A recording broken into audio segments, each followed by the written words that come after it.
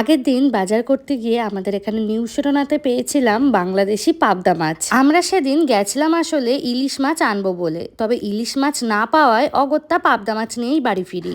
আর এই পাবদা মাছ খেতে কিন্তু আমি অভিজিৎ দুজনেই ভীষণ ভালোবাসি। এখন তো এখানে ভীষণ ঠান্ডা পড়ে গেছে, সেই জন্য আমরা একবেলাই ভাত খাই। রাতের দিকে প্রতিদিনই চাউমিন, পাস্তা, রুটি, লুচি এইসবই খাওয়া হয়। সেই জন্য একবেলারই রান্না করি আর রাতেরটা রাতে করে নিই। এখানে 5 পিস মাছ আজকে ভেবেছি করব, অভিজিতের 3টে এবং আমার 2টো। মাছগুলোকে দেখে কিন্তু মনে হচ্ছে না যে খুব একটা খারাপ খেতে হবে বলে, তবে যেহেতু ফ্রোজেন মাছ খুব বেশি হাই এক্সপেকটেশন কিন্তু না রাখাই ভালো। এখানে মাছগুলোকে খুব সুন্দর করে নুন, হলুদ এবং সর্ষের তেল দিয়ে মাখিয়ে বেশ খানিকক্ষণ রাখবো। এই 5 পিস মাছ বাদে আরো 5 পিস মাছ আছে যেগুলো আমি ফ্রিজে ঢুকিয়ে রাখবো, অন্য আর একদিন খাওয়া হয়ে যাবে। আজকে ভেবেছি অনুষ্ঠান বাড়ির স্টাইলে সর্ষে পোস্ত পাবদা করব।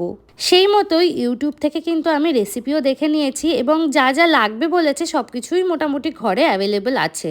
সর্ষে পোস্ত রান্নায় আর যাই হোক ঝামেলা কিন্তু বেশ কম থাকে, সেই কারণে আমার রান্না করতেও ভালো লাগে আর তার টেস্টও হয় কিন্তু দারুণ। মাছের গায়ে হলুদ কিন্তু আমার একদম কমপ্লিট।